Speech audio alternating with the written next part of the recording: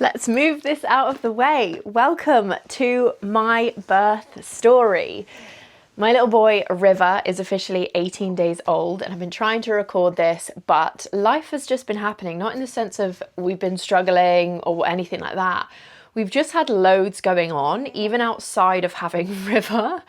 If anyone knows me, they know true Amy style, I am going to do everything at once in the most rapid style of doing things. So aside from having a baby, we're also making huge life commitments right now as well, which is very, very exciting. But it has meant that recording this story has taken a little bit of a back seat.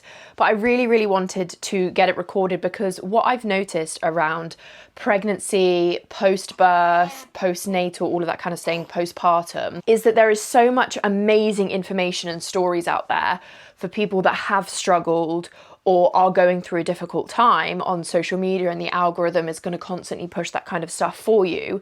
But there's actually not that much around positive birth stories or positive pregnancies or positive postpartum. And for me, as someone that wasn't naturally quite anxious in my pregnancy, I noticed being on social media was actually making me anxious, because although those stories are really, really important to share and hear for when you are in that space, if you aren't in that space, I found that it was actually giving me more anxiety and making me worried about certain things. And postpartum, I remember the day before I gave birth, I watched a video on these 3 girls that got interviewed, and it was like, how long did it take you to feel like yourself again after you had a baby? And they were like, oh, 2 years, 3 years, 1 year. And I remember being like, oh my God, this is so scary.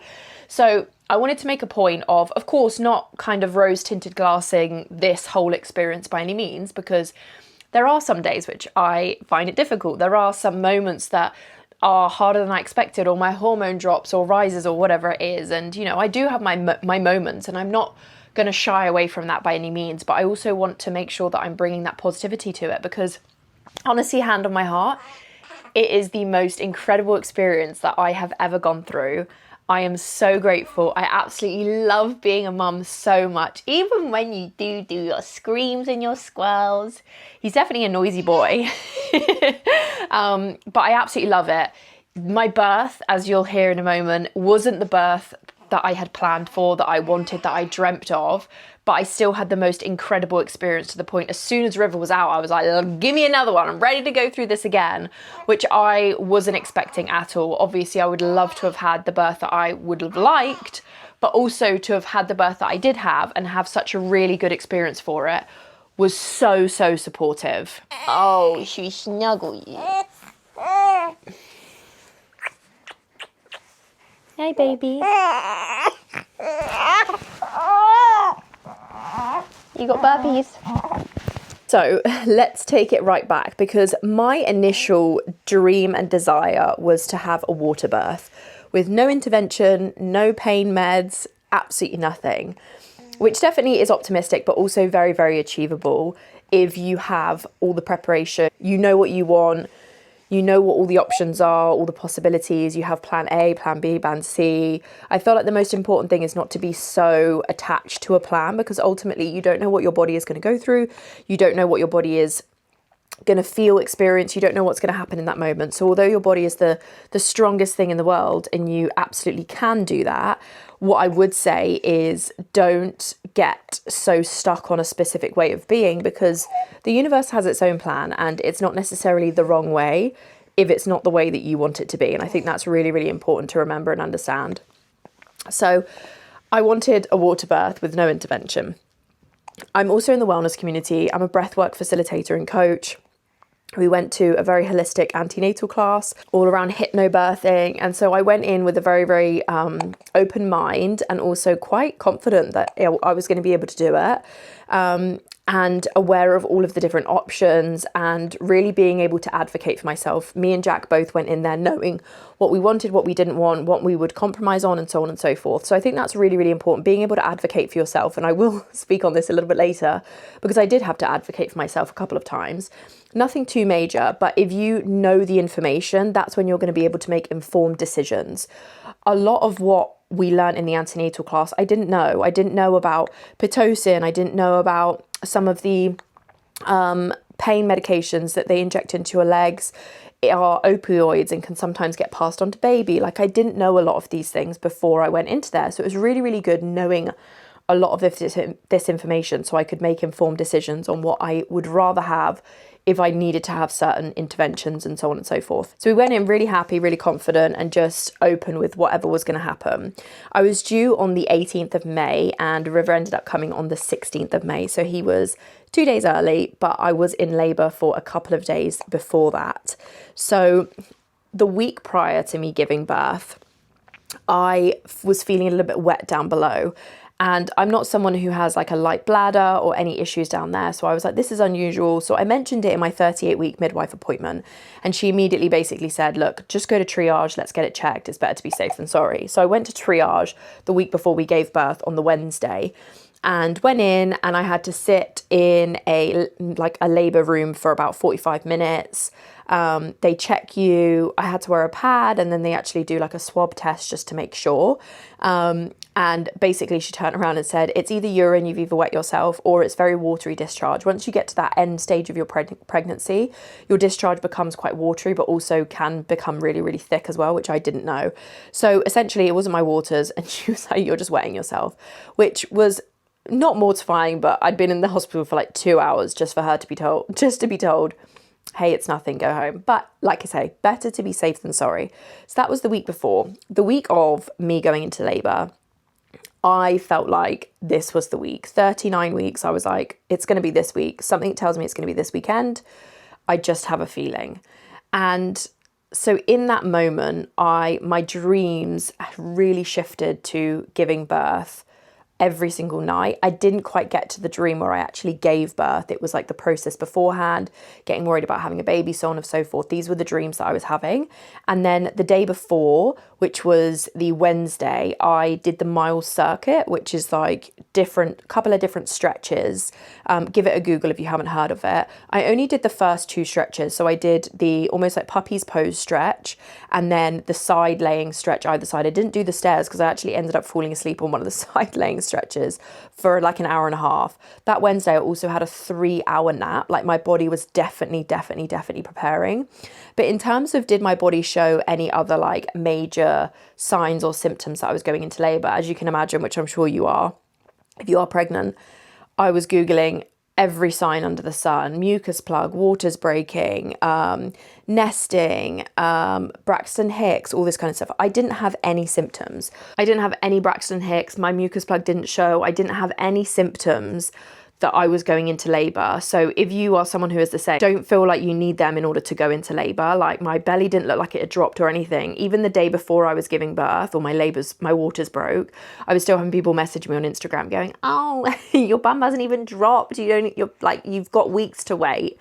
So don't feel like you need to show ABCD or anything like that in order to actually be going into labour, because you do not. It can be happening regardless. So that was all that week. The Thursday is when my waters broke. So Thursday morning, I got up and again, I felt like this wetness in my underwear more than the week before, but also because I'd already gone in the week before, I was convinced that it was nothing. So I literally didn't think anything of it. It was a little bit more than the week before, but also like nothing to shout home about. So I didn't think much of it. My belly did look like it had dropped a little bit more. I'll see if I can pop a photo in here, but nothing extraordinary. I had a lot of energy that day as well. And I ended up cleaning the entire flat, like top to bottom. I cleaned this whole flat and organized everything, got everything sorted out, which was weird. Like I was pretty organized anyway, but like particularly organized. And then that day I noticed that River wasn't very active in my belly. Like he was a very active baby, constantly kicking all the time, constantly like moving around. And we'd gone in a couple times to triage around reduced movement. So if you are pregnant, use it, like go in. There is nothing wrong with going into triage. We went in, I think that was maybe the third or fourth time that we'd gone into triage the whole pregnancy. And they're really there to help you. Like they don't make you feel bad for going in. Typically when you go in for reduced movement, as soon as you are actually hooked up to the machine, 9 times out of 10, your baby will go absolutely mental and start moving, kicking, everything at that point. And you do sometimes feel a little bit like, oh, why did we come in? But they honestly would rather you go in than not go in. So if you are worried about that sort of stuff when you are pregnant, do it. Call the helpline. They will double check. If they want you to come in, they'll ask you to come in. Like, just, it's worth your while. So that day, Jack got home from work and I was like, River's not, well, obviously I didn't call him River. I was like, the baby's not been moving that much today. And he was like, do you want to call the triage? And I was like, let's have dinner first. Let's then rest and see if he starts to move. Because sometimes babies want to be fed, watered, everything like that before they start waking up again. So we had dinner, we chilled. I tried to sleep a little bit. And then it was about 9 o'clock at night. And I was like, he's still not really moved much at all. Like, he was still kicking very slightly, but it was like once in a blue moon as opposed to constantly being active like he usually was. So I knew something was up. So I called triage and I was like, I already know what this is going to be. And I explained, she went, yeah, just come down. Let's just check. We'll be better safe than sorry. So we rock up at the hospital about 9:30 at night on the Thursday evening, which would have been the 14th of May.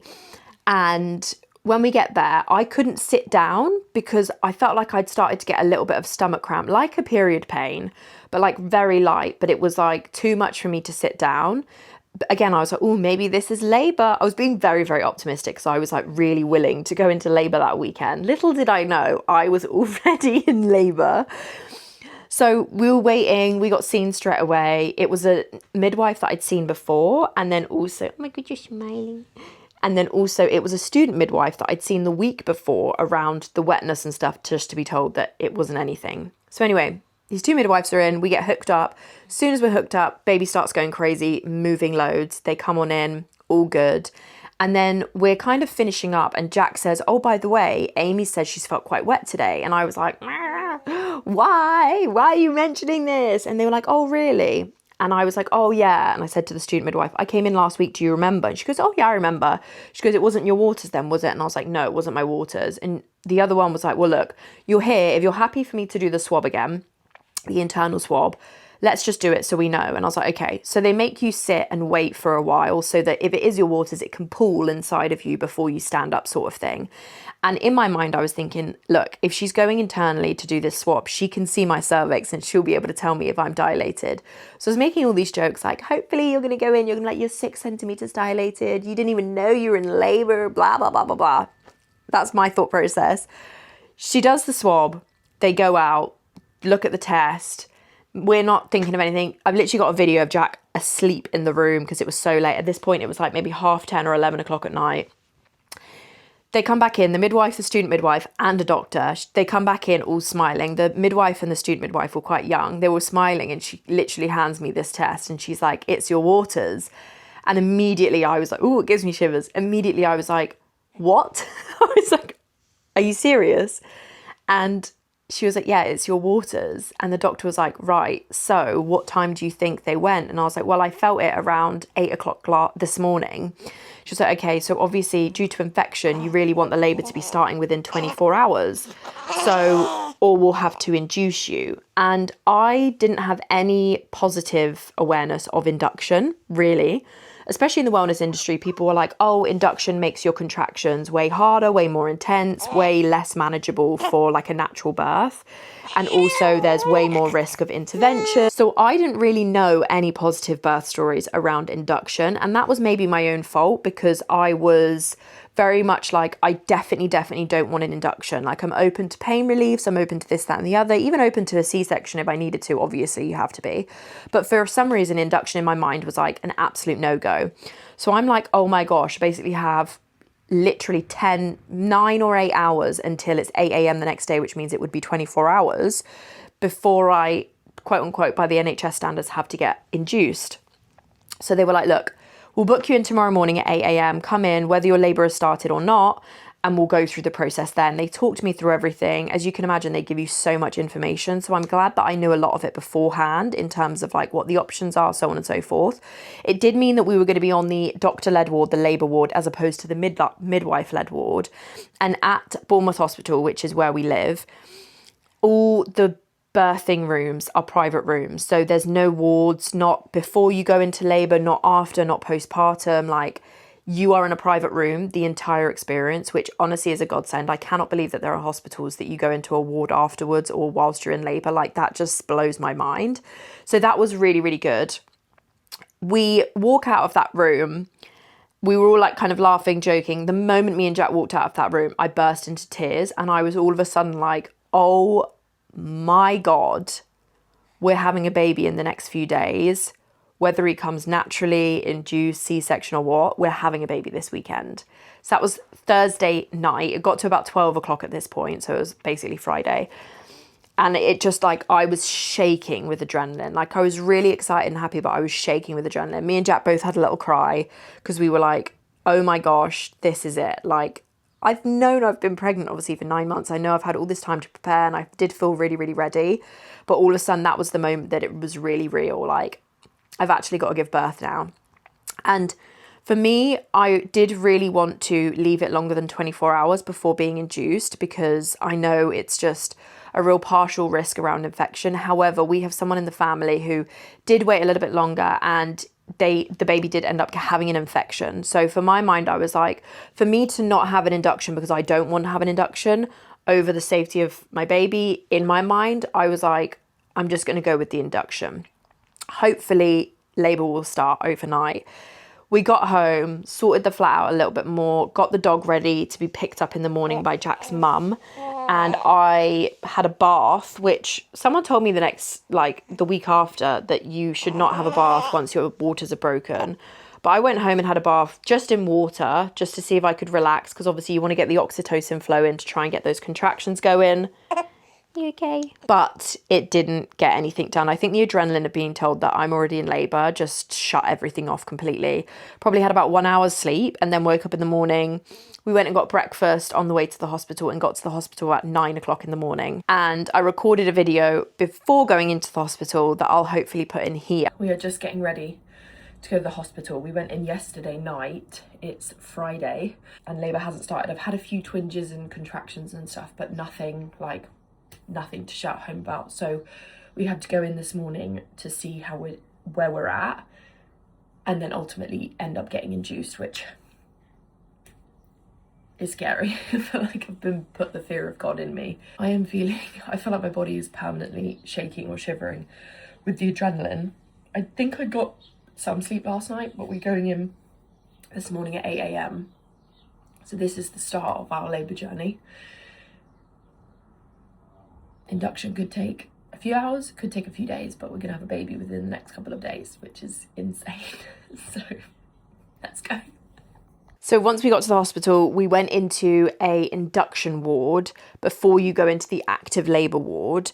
And they originally put in the gel around my cervix. Once the gel got put in, they basically said, you're free to do anything for the next 6 hours and then we'll recheck you again by 7 p.m. and then you'll probably get moved to the labour ward. So as soon as that was in and my waters fully broke then, like gushed out, and it is a bit of a weird sensation. It was quite cool though that they did break like that. It was an interesting, because I always wanted to know what it kind of felt like, and it is like just a gush that keeps going, and you have multiple different waters. Like you've got your 4 waters and your other waters, whatever they're called. But once my waters did break and this gel was on, we got up to start walking around the hospital, and honestly I was in tears.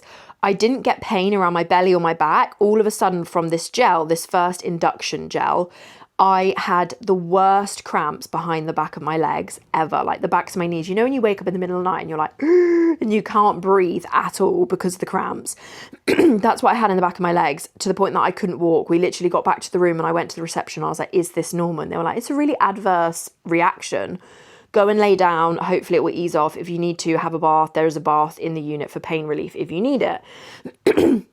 So anyway, I lay down and the cramping immediately goes away. So we basically just stay in the room until that kind of eases off. And then in the afternoon, about 3 o'clock, we ordered Nando's to the hospital, went back downstairs, didn't have any cramping, ate some food, and then went back to the room, and my contractions started about 4 p.m. in the afternoon, which is then where this video is. We're in hospital now, it's 7:15. We got here about 8 o'clock this morning. And they checked me, I was about 1 centimetre dilated.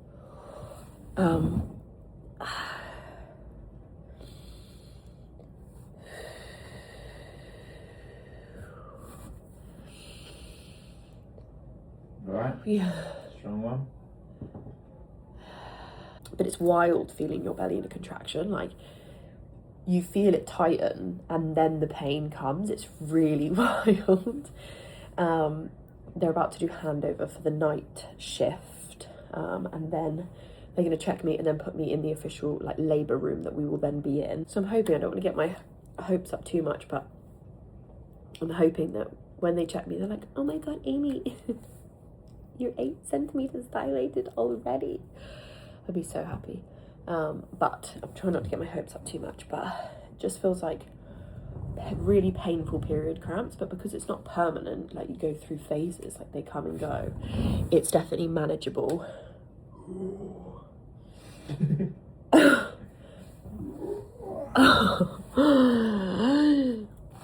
So yeah, we're just chilling until we can get checked.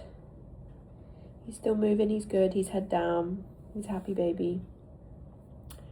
So hopefully this next part of active labour is fast. Hopefully I don't need to be induced. We get the room with the water birthing unit, because we're now on the labour ward as opposed to like the midwife-led ward.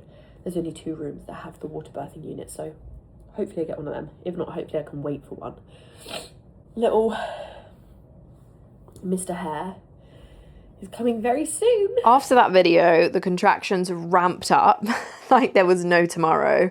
And I was on the gas and air, which was a lot of fun. But also my contractions were so short, they were about 30 seconds each. And when you do gas and air, it takes a minute for the gas and air to actually hit you. So it was almost like I was having to preempt the contraction coming so I could start the gas and air before I needed to. Because what I was finding is the contraction was coming, I was in so much pain, huffing on the gas and air. And then by the time the contraction had gone, the gas and air then hit and I was just sitting there like, ugh.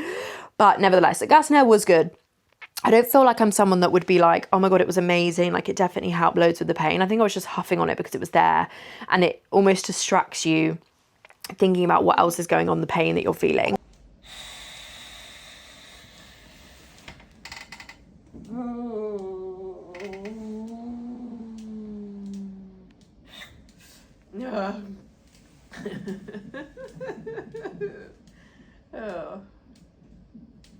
Oh my God. It feels horrible in your throat. So my contractions ended up being about 30 seconds long, and they were about 2-3 minutes apart. So they were quite relentless from that point on. And I always thought I was going to be really, really good with pain, but I will admit I wasn't very good with pain at all. Like this was not like period cramps. For me, I don't know what people are talking about. It's way worse than period cramps, and I'm someone who has very, very, very painful periods, and I found it really, really intense. I think it's because it was so relentless, like it was constant, there was no real respite, and it's your whole body. Like it's really, for me, it was really, really in my back, so I was getting Jack to put a lot of pressure on my back, which was helping massively, but it was this like overwhelming pain. So anyway, we were meant to get moved to the labour ward about 7 p.m. when the shift changes over and everything like that, and you're technically then in active labour, and they start the Pitocin if you haven't already really gone into labour and started dilating and so on and so forth. So the Pitocin is basically the drug, it's like the fake oxytocin. That's why it's called Pitocin, like oxytocin. Obviously, I'm not a medical professional by any means, but it definitely does make your contractions faster, harder, more intense, generally speaking, because ultimately it is a chemical hormone as opposed to your body naturally doing it. So where your body naturally eases into things, it just kind of goes with it. They must have been really, really busy that evening, because we actually didn't end up getting seen until about 1 o'clock in the morning, and that's when we got moved to the labour ward. And once we got moved into the labour room, my contractions were really, really intense at this point. So they'd been going from about 4 p.m. until 1 a.m. in the morning. Got moved into the labour room and got met immediately with a new midwife, a student midwife, and also a doctor. Now, once we were speaking to the midwife, and the student midwife was also in there, they were saying all the different options, you know, we need to start getting this going now, we need to get you hooked up to Pitocin, blah, blah, blah, blah, blah. And at this point, I hadn't been checked since the morning before when we actually went into the hospital, and I was 1 centimetre dilated. So all I cared about at that point was I want to get checked so I can work out whether or not I'm dilating and my body is doing what it needs to, and then get me in the water, and I want to get this baby out of me. So I'm like, can we just get checked? So at this point, the midwife is going in and out of the room. My birth plan already says I don't want student midwives in the room, just mainly because I get overwhelmed when there's so many people that I have to think about. I will chat to anyone and I can talk to anyone, but if I'm in pain and I'm overwhelmed, I don't want to have to think about making sure somebody else is comfortable, they're okay. I want to switch off to all of that. So I actually said no student midwives. So frustratingly, having the student midwife in there, even though I'd had really nice student midwives before, this student midwife was just sitting there staring at me. So even when the midwife was in and out of the room, getting bits and bobs and like getting us all prepped for the room, because they're with you the whole time when you're in a labour ward and you're being induced. You are nominated one midwife and they are with you the whole time, observing you basically, which was actually really lovely. But this whole time, the student midwife didn't move, didn't follow the midwife around. She just sat there on a chair in front of me, just making notes on an iPad, which was really infuriating me because I was going through these immense contractions and she was just sitting watching me, not saying anything. So anyway, the doctor comes in and the doctor starts giving me this whole spiel around what we have to do. C-section is the possibility. We need to start Pitocin, you know, if you aren't dilating, this, that, and the other. I think they'd read my birth plan before they'd walked into the room, because the doctor actually came in and was quite patronising, almost like, you know, I know you don't want to intervene, because my birth plan basically said, don't suggest things unless I ask, because I don't want to be going through that pain and someone go, you should get a C-section, you should get an epidural, if I know I'm dealing with it. But I think they took that as, you know, I'm so stuck in my ways, I'm not going to say yes to what I need to say yes to, which isn't the case by any means. It also said, you know, if I need to have XYZ, I will. So the doctor came in a little bit patronising, I'll be completely honest. That was probably the worst part of my birth, and it was really not bad at all. And at this point, I still hadn't been checked. And she was like, so what do you want to do? And I was like, look, I just want to get checked and then I'll make a decision of what we do going forward. Because, you know, I'm thinking if I'm 6-7 centimeters dilated, I'm in a lot of pain, but I can do this. Like, you know, power to me, power to my body. I've got this. I can do this. Jack was amazing the whole time, by the way. We'd had a good breezy time. I was just in pain. But other than that, didn't mind about being there all day. Didn't mind about the process. Didn't mind about anything so far. It was a really, really up and lifting experience. And then the doctor was a little bit patronising. So anyway, I'm like, I just want to get checked. She starts going through all the options again. And she's like, quite, you know, we do need to start the Pitocin. We do need to start this going because you're really at risk of infection now. Like, it's been over 24 hours. It's almost been, you know, we're going to be coming up to 48 hours soon. Like, we need to start this process. And she was like, so what do you want to do? Whilst I was literally in mid contraction, the student midwife is still just staring at me. The other midwife is there just like advocating for the conversation. And the doctor's like, so what do you want to do? And I was like, I just want to. And she goes, just get checked first. And I was like, why would you say that to a lady in literal peak of contraction? And I was like, yeah, I just want to get checked first, please. And I started crying because I was in so much pain and I started to get a bit overwhelmed. And Jack was like really supportive, bless him. I went, yeah, I just want to get checked first. I haven't been checked since yesterday morning. And I was like, while I'm here, I'm really, really sorry. And I was so apologetic because I really felt guilty for saying it. I was like, I'm really sorry, but I can't have the student midwife in here. She's just staring at me, like not saying anything. I was like, it does say on my birth plan I don't want student midwife. So I was like, I'm really sorry. And I was crying in pain, going through a contraction, apologizing to the student midwife. And the doctor just went, okay, no worries, took the student midwife out. And I never saw either of them ever again. And then at this point, my midwife, who was in there, the new midwife, was absolutely lovely.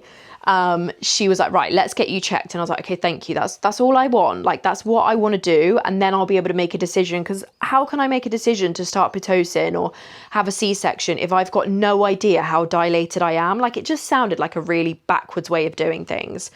So anyway, all these contractions going on, middle of the night now, it's probably 2 a.m. She checks me.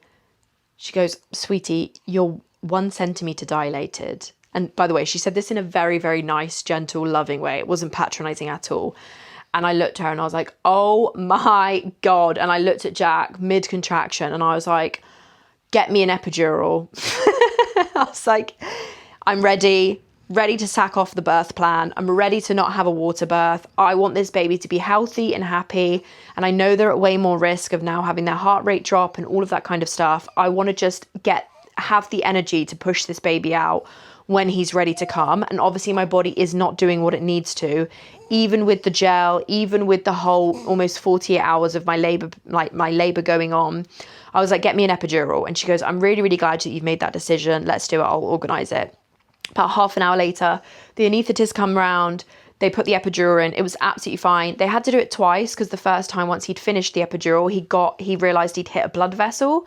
So they do it again. But honestly, you can't feel it.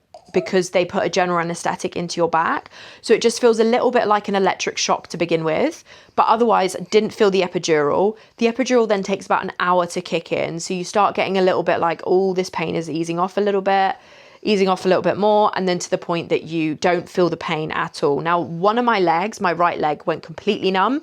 The other one went numb, but not as numb. You can lay on your back, they'll move you to your side, to your other side, so on and so forth, depending on which side is feeling more numb. And then they constantly check you the whole time. They're monitoring you the whole time. They're checking your numbness, if they need to increase your epidural.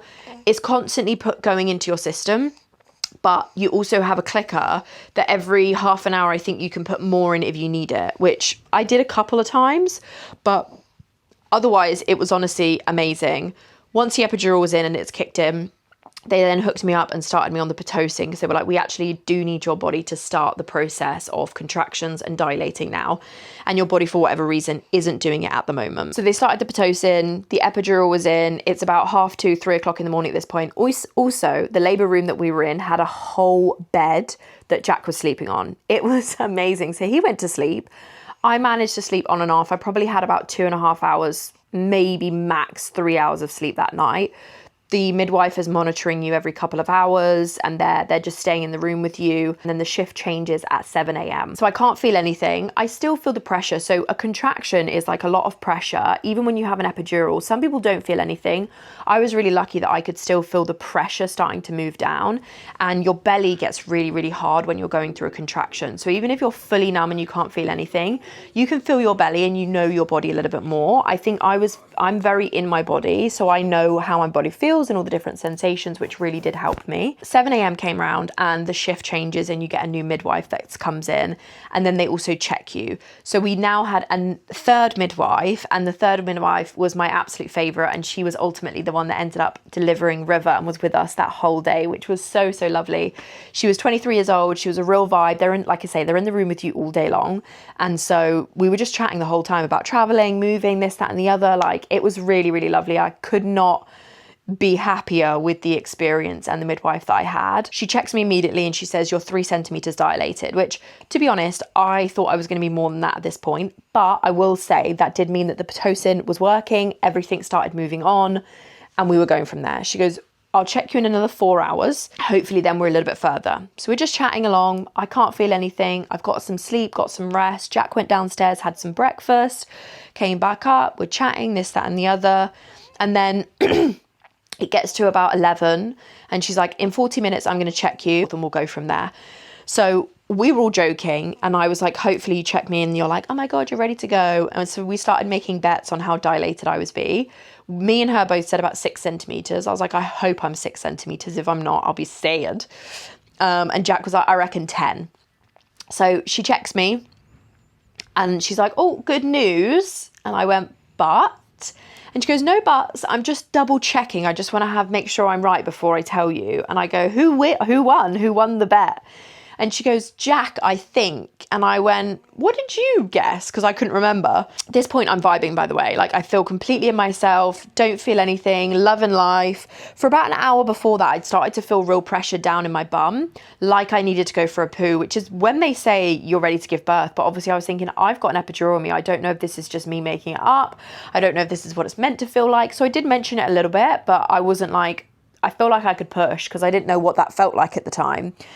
And she goes, yeah, it's Jack. He guessed 10 centimeters. And we were like, oh my God, I'm 10 centimeters dilated. And she laughed. She went, yeah, you're 10 centimeters dilated. You're ready to push. And I was like, oh my God, this was 11:40 on the Saturday morning. So she goes, right, I need to get another midwife in here. I need to prep the room. As soon as we're ready, let's go. We're going to start pushing. And I was like, how long does it usually take? And she was like, oh, it can take anywhere from 1 to 2 hours. Sometimes it's a little bit longer than that, but we'll see. We'll see how you go. How do you feel? In shock. We're 20 centimeters, oh my Lord, 10 centimeters dilated from 3. So we're about to start pushing. So it could be immediate, could be 2 hours. You met our little boy.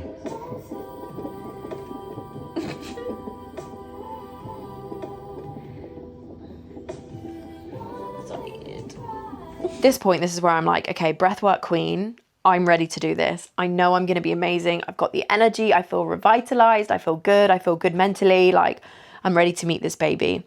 So I wanted Jack to record it from like an up angle, a really nice angle. So we've got the whole birth video as well, which I'm so happy with. It's gorgeous. And he goes, when shall I start recording? And I went, just start recording now. And he goes, could be hours. And I went, yeah, but just start and then we'll see how we go. So we get prepped. I lay on my side because I can't move one of my legs. So I was led on my right side with my left leg up in the air. So I was at a side angle. So I wasn't completely on my back, which I didn't want to be. And then I basically just gripped with both hands onto the side of the bed. And I could feel the pressure. I could feel the contraction coming on. But otherwise they're monitoring you and they will literally tell you the contraction is coming on. What you need to do is take one big deep breath in and then push down like you're having a poo. And you do that 3 times in one contraction. We start the process, and after maybe 2 pushes, she's like, I can see about this much head. And I was like, oh my gosh, this means he's gonna come out quickly. The head starts to come out and I'm like, it's gonna be 12:12. So I started pushing at 12 o'clock. And I said in the video, I went, it's gonna be 12:12. And Jack laughs and he goes, look at you thinking of the angel numbers. The head comes out, I feel the head, don't feel any pain. I just feel the pressure coming on so I can push really proactively, really effectively. She's like, right, this baby is literally going to come out in the next push. Start getting everything sorted. Push. Baby comes out 12:12. So River came in 12 minutes. So it was about 5 pushes. And on the video, it's so funny because she's like, right, stop pushing. Just breathe. And yeah, he came out in 12 minutes and it was absolutely magical. I didn't feel any pain. I had energy. I felt happy. His heart rate didn't drop whatsoever. He was really happy. When he came out, he came out so fast. So he didn't breathe initially. Came out with a bit of a cone head, bless him. They put a hat on him straight away because he did look a bit sus. But they were shaking him. He had a few cries here and there, but after about 1.5 minutes, they had to cut the cord earlier than I would have liked to because they needed to take him over and basically clear his throat and make sure he was breathing properly because he just came out in a rush. I think he was really shocked. Prior to that, they were like, his heart rate is so good. He's not stressed whatsoever through the birth canal. But I think in that last 12 minutes, literally, he got a bit stressed. And when he came out, he wasn't breathing massively. So they cut his cord about 1.5 minutes after he came out. Took him over to the table, checked him. At this point, you don't care about what's going on whatsoever. Your insides are out, your placenta's coming out. I did end up getting the injection in my leg to have the placenta come out faster because it's exactly the same, what they've told me, it was exactly the same hormone as the Pitocin, just in a like more condensed form. So I was like, it's already in my body. Let's just get this out so I know that the process is happening and I can just pay as much attention as I physically can to my baby. So at this point, the whole birth plan had gone out the window and honestly, I couldn't be happier. Like I had an amazing experience with this induction. I had an amazing experience with the epidural. I had an amazing postpartum experience. I did have a 2nd-degree tear. So it was a really small tear inside, but it was quite deep down to the muscle. Once your placenta comes out, you're holding baby. River latched on to my boobs straight away, which was amazing. Me and Jack had our moments and they clear you up, clean you out, move all the things underneath you to make sure you're clean, etc. And then another midwife is there and they basically start stitching you up as long as you're happy with everything, all whilst you're holding baby. This is literally within the space of half an hour of giving birth. You don't care at all what is going on.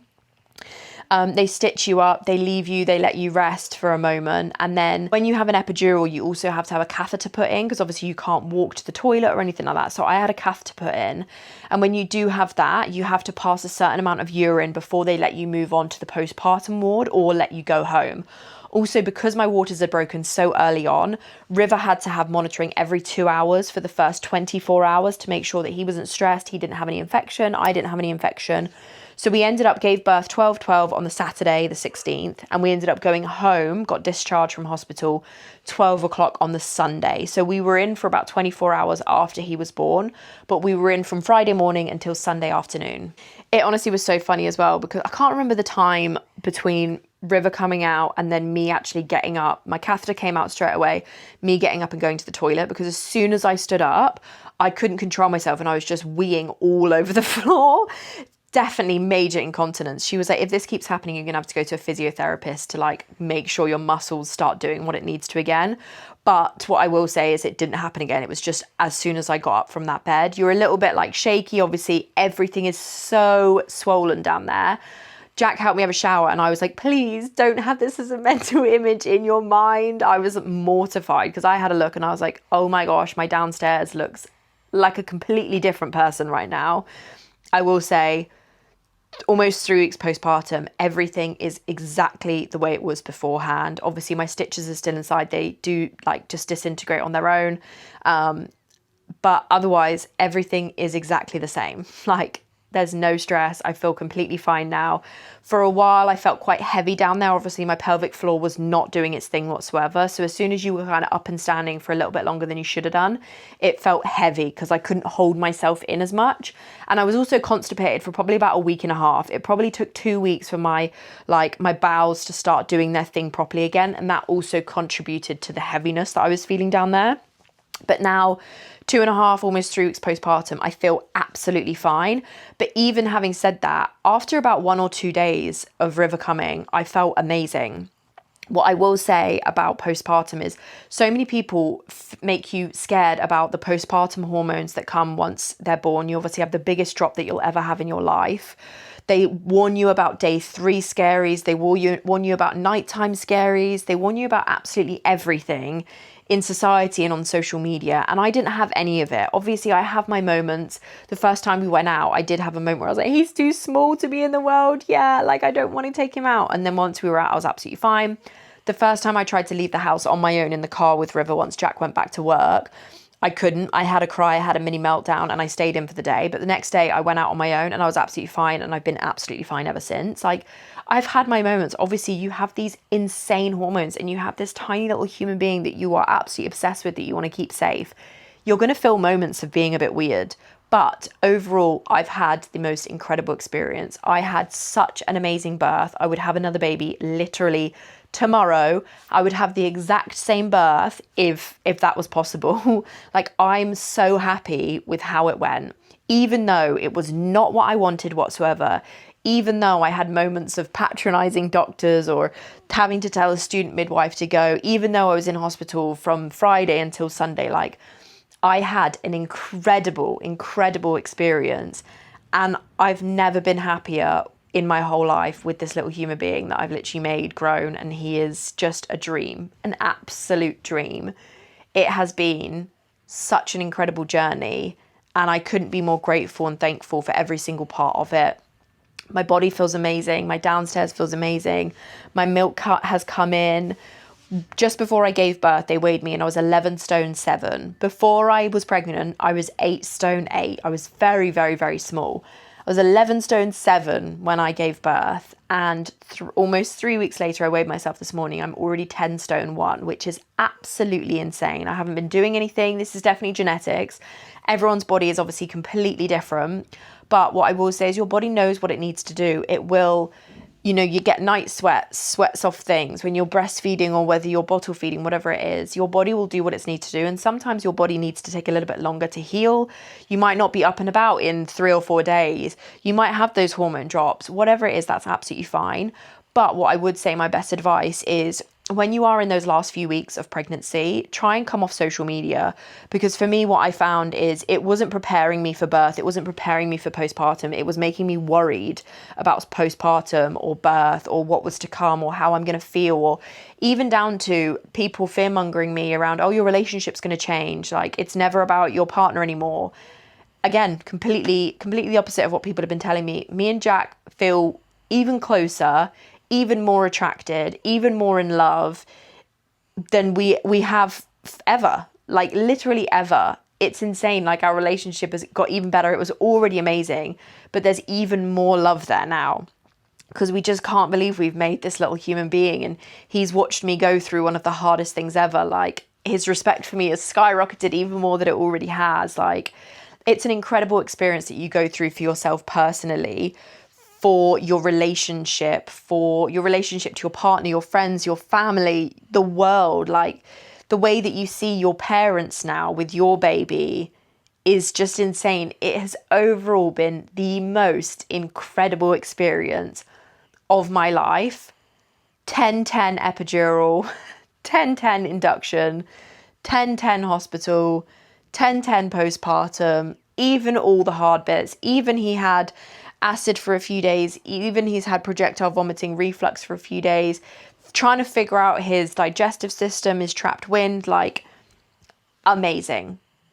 Hopefully this story and my Instagram will help you have some positivity in your pregnancy, in your birth, in your postpartum, because yes, it is hard. Life does get hard as well. We do have these experiences, but also remember that you do get to hear the positive sides of things, and you do get to share your own positive stories as well. Like, there is space for all of it. The stories where it didn't go as to planned, that it wasn't quite the way that we wanted to, you know, things happen, but also the positive stories as well. Because what I found is we want to create space and make space for the stories that were difficult, that were challenging. But off the back of that, I found people with positive birth stories then feel guilty for sharing theirs because they don't want to feel like they're bragging. But that's part of the problem. Like, we need to make sure also the positive ones are heard so that we don't worry ourselves into having a more scary experience. We don't worry ourselves into not taking that intervention, not taking that induction, not taking that C-section or whatever it is because someone told us once before that this went wrong and that went wrong and oh my gosh and this and that and blah, blah, blah. I'm in the wellness space. I'm very aware of the holistic, I'm very aware of medicine. There's lots of things that I'm not going to be doing going forward. There's lots of things that I wouldn't have done, but also it was exactly what it needed to be. The interventions, the chemical hormones, all of it. I'm really, really happy with all of it.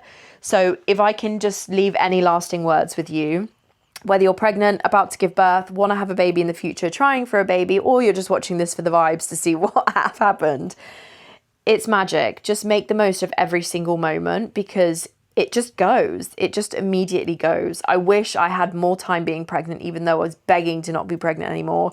I wish I had more time in the birth. I wish that birth experience was longer, even though 12 minutes was magic. And that's probably why I feel like I've had such an incredible experience. I wish the postpartum, his first day, was longer. I wish it was friggin' 900 hours long. Just take it all in, like, have the most amazing time. And I'm really excited to keep this journey going. I'm going to keep vlogging and showing you into my life as a new mom and everything that is coming, because a lot is changing in my life. I have my own business, which, as you can imagine, is naturally going to have to evolve now that I've got a baby. I have already been prepping things in the background to facilitate me being a mum and not being online and active so much. But on top of that, we are engaged, we're getting married. We are also in the process of doing another huge life thing. So this past 12 months has been the most insane 12 months of my life. And I want to start bringing you along with me for it. So if you do like the way that I talk, I chat, and you want to see how life looks going forward at 30 years old with my first baby, my own business, and making life feel good for me and trying to be the most authentic version of myself, knowing that it doesn't have to look like anybody else's life, then make sure you hit the subscribe button because we are in our YouTube era, baby. 15-year-old me would be so proud because I used to have a YouTube channel and I had about 400,000 followers on there, but I used to get bullied for it, so I deleted it when I was about 20 years old. And I always kick myself for that because that was the prime YouTube era, and I'd probably be in my Zoella phase right now. But we're bringing it back. We're bringing it back with the baby. But thank you so much for watching and listening. I hope you have the most incredible experience wherever you are in your journey. Let me know down below how your birth was, where you are in pregnancy, how you're finding things. And don't forget to connect with me on Instagram. It is FromAmmy. And this is from Amy and River. A sleepy river. A little lazy river. Bye.